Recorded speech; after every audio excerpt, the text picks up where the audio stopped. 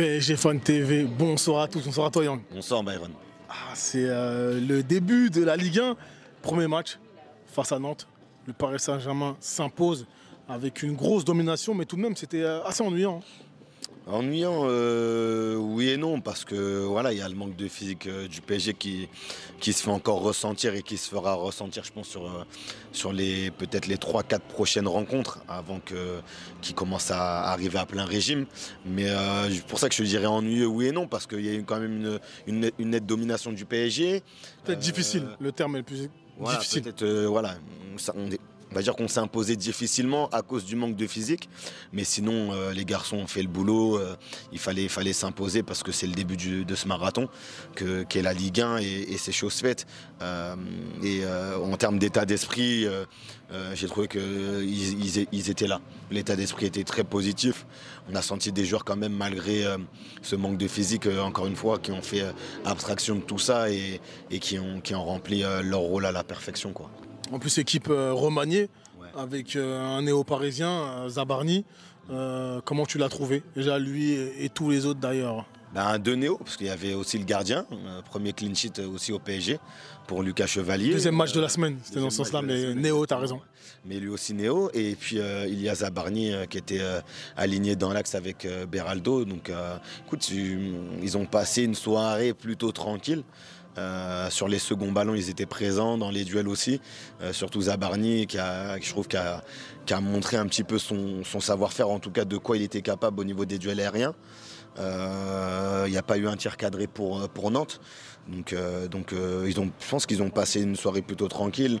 Il y a eu clean sheet pour le gardien. Donc voilà, Nantes, peut-être de son côté, ils vont se dire qu'il y avait peut-être forcément la place pour eux de gagner, parce que le PSG manquait de physique et tout. Mais non, là ce soir, quand tu vois la feuille de stats, tu vois que même Paris, même un petit PSG entre guillemets, tire 18 fois, cadre 4 fois. En temps normal, je t'aurais dit que c'est peut-être pas normal, mais là, compte tenu de la situation actuelle pour nous, écoute, Paris a fait le job. D'accord. Est-ce qu'il y aura un joueur qui t'aura marqué côté parisien, bien entendu, ce soir? J'ai bien aimé Vitinha, forcément, parce que c'est celui qui nous donne la victoire avec cette frappe de loin légèrement déviée. Mais j'ai bien aimé aussi l'activité de Gonzalo Ramos, qui aurait peut-être mérité d'obtenir son but ce soir, son but du break notamment. Mais ouais, et peut-être relever le déchet de Barcola ce soir. Parce que je trouve qu'il était pas mal mercredi en Supercoupe face à Tottenham.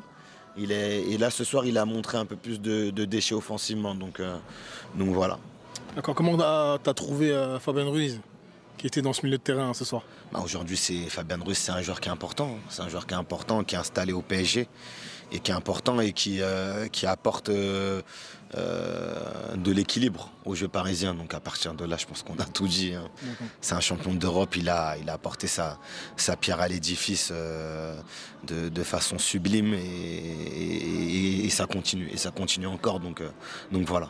Pour terminer, Luis Enrique a parlé en conférence de presse d'une équipe parisienne qui va chercher à se renouveler, se réinventer cette saison. Est-ce que tu as quelques idées sur le type de peut-être de jeu ou aller peut-être une zone ou un registre sur lequel le Paris Saint-Germain pourrait recruter? Moi, j'ai pas forcément d'idée là qui me vient tout de suite en tête.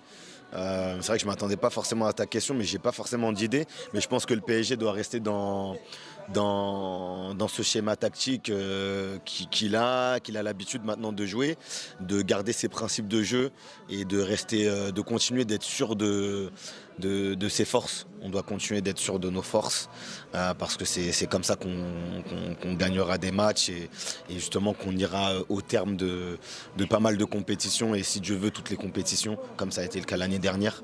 Je pense pas qu'il faut qu'il faille regarder un peu ce que les autres font. En tout cas, le PSG de Luis Enrique n'est pas dans cette optique-là, n'a jamais été dans cette optique-là, et j'espère ne le sera pas à l'avenir. Il faut vraiment que rien ne bouge, qu'on reste vraiment sur ce qu'on sait faire, parce qu'on le maîtrise à la perfection. Aujourd'hui, il y a pas mal d'équipes qui nous envient. Après, les histoires de faire des classements de meilleures équipes, etc., les meilleures équipes du siècle, c'est pas ça le sujet, mais en tout cas, je sais qu'à l'heure actuelle, il y a pas mal de clubs qui aimeraient proposer le même jeu que le Paris Saint-Germain.